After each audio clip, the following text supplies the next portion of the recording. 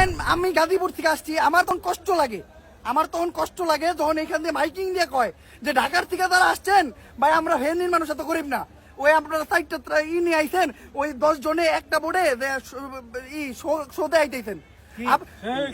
আমার ভাই তখন বুকটা ফাইটা যায়, এনে সারাদিন চিল্লাইয়া, সারাদিন এনে খাইয়া না খেয়ে কষ্ট কইরা যখন দেখি যে কিছু মানুষের জন্য আমাদের গাজীপুর থেকে ঢাকার থেকে আসা মানুষের এইভাবে অপমান হয়। উদ্ধার কর্মী 15 জন থাকে, নিয়ে আসে দুইজন আমি দেখছি অনেক অসহায় মুরব্বী 5 থেকে 4 তলা থেকে হেল্প দেয়, আমাদের এক বোতল পানি দাও, ওরা বলছে না আপনার পানি দিব না, পানি আপনার জন্য না, এভাবে বলে পানি এক ব্যাগ। ধারণ ক্ষমতা 11 জন, এরাই থাকে 10 জন, একজন থাকে মাঝি। কারে উদ্ধার করে এটা জানতে চাই আমার মন। হ্যাঁ, কারে উদ্ধার করে? কিছু কিছু স্বেচ্ছাসেবক সংগঠনের অবস্থা এই ভিডিওর মাধ্যমে তুলে ধরা হবে যে আসলে তারা আসলে ত্রাণের জন্য গেছে নাকি তারা পিকনিকের জন্য গেছে, এবং রীতিমতো অবাক করা তথ্য আজকে এই ভিডিওর মাধ্যমে আপনাদেরকে তুলে ধরবো। প্রিয় দর্শক, সেখানে মানুষ এখন না খেয়ে মারা যাচ্ছে, এখনো অনেক জায়গা আছে সেখানে মানুষ এখনো পর্যন্ত তারা পৌঁছাতেই পারে নাই, অথচ তারা সেখানে পিকনিক করতে গেছে।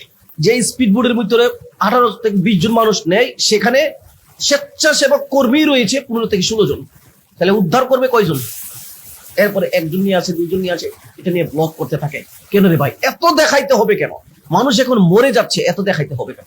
প্রিয় দর্শক, উমর অন ফায়ার, টিকটকের ভাইরাল এক ব্যক্তি অর্ডিনারি উমর তার ফেসবুক পেজের মধ্যে একটি ভিডিও আপলোড করেছে। এটা রীতিমতো আপনাকে অবাক করে দিবে। চলুন ভিডিওটা তুলে ধরি, আপনারা দেখে ভিডিওটা শেয়ার করে দিবেন যে আসলে এরা কারা, এদেরকে চিহ্নিত করতে হবে। এরা ধোঁকাবাজি করতেছে, জাতির সাথে বাটপারি করতেছে, জাতির টাকা পয়সা তারা নিয়ে। এই ফেনীর বাইরের থেকে ফেনীর দিকে যেসব স্বেচ্ছাসেবকরা আসতেছে উদ্ধারের উদ্দেশ্যে, তাদের একটু কার্যকলাপ শুনেন ভাই। কোন আমরা কালকে সকাল ভোরে গাজীপুর থেকে আসছি এদের হেল্প করার জন্য। আমাদের স্পিড বোটটা ভেঙে গেছে ওই সদর হাসপাতালের পরে। আমি দেখছি অনেক মানুষ এখানে পিকনিক মোড়ে আসছে, ওরা পিকনিক করে। অসহায় মানুষ যদি হেল্প চায় ওরা অপমান করে, ক্রিটিসাইজ করে, ওদেরকে ছোট করে কথা বলে। এখানে পায়ে ধরা বাকি ছিল, ওরা বোর্ডের মধ্যে খাবার পাকাইতেছে, বলছে আমরা খামু না। ওরা অনেক মানুষের কিনে দিব, ওরা ময়লা ওদের গায়ে ময়লা ফেলায়, ওদেরকে পানি মারে, ওদেরকে অনেক খারাপ খারাপ গালিগালাজ করে হেল্প চাইলে। ওরা খুব বাজে অবস্থা। থাকে, এরাই উদ্ধার কর্মী 15 জন থাকে, নিয়ে আসে দুইজন আমি দেখছি অনেক অসহায় মুরব্বী 5 তলা থেকে 4 তলা থেকে হেল্প দেয়, আমাদের এক বোতল পানি দাও, ওরা বলছে না আপনার পানি দিব না, পানি আপনার জন্য না, এভাবে বলে পানি এক বোতল পানি চাই, ওরা পানিও দিতে চায় না ওদেরকে, এভাবে ওরা ডাইরেক্ট সুসাইড চলে যায়। উদ্ধার কর্মী খুব বাজে অবস্থা। 8 জন 9 জন যায় একসাথে, একটা ডলারে 8 জন যায়, 9 জন, পরে 2 জন নিয়ে আয়, এরা সবাই যাওয়ার তো। এরা এমন ট্রলার নিয়ে আসে যেই ট্রলারে ধারণ ক্ষমতা 11 জন, এরাই থাকে 10 জন, একজন থাকে মাঝি। কারে উদ্ধার করে এটা জানতে চাই আমার মন। হ্যাঁ, কারে উদ্ধার করে? দেখেন ভাই, সবার উদ্দেশ্যে বলতেছি না, এইটা নিয়ে বিরক্ত, ফেনীবাসীও বিরক্ত, এমনকি মাইকিং চলছে। দেন আমি গাজীপুর থেকে আসছি, আমার তখন কষ্ট লাগে যখন এখান দিয়ে মাইকিং দিয়ে কয় যে ঢাকার থেকে তারা আসছেন ভাই, আমরা ফেনীর মানুষ এত গরিব না, ওই আপনারা সাইডটা নিয়ে আইছেন, ওই 10 জনে একটা বোর্ডে শোতে আইতেছেন।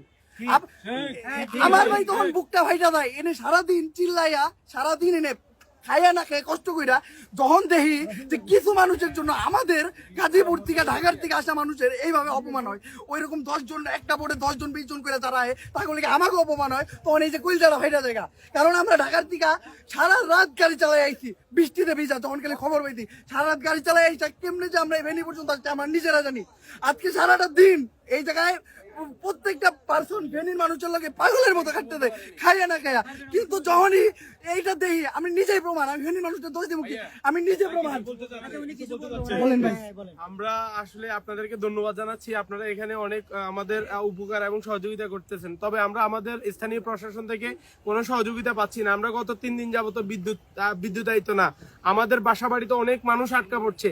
গ্রামের চেয়েও একটা বাসা বাড়িতে যদি আপনি 10 তলা একটা বিল্ডিং হিসাব করেন, সেই ক্ষেত্রে আপনার সেখানে প্রায় 10টা গ্রামের মানুষ বসবাস করে। আপনি যদি চিন্তা করেন একটা বাড়িতে, সে কিন্তু সেখানে বিদ্যুৎ নাই, সেখানে প্রিয় দর্শক, এই হচ্ছে অবস্থা। পিকনিক করতে কিছু গেছে। আমি গতকালকে একটা ভিডিও আপলোড করেছিলাম, মৌখিকভাবে বলেছিলাম যে আসলে 30, 40, 50 হাজার টাকা নিয়ে বিশাল বড় বহর নিয়ে যাওয়ার কোনো প্রয়োজন নেই।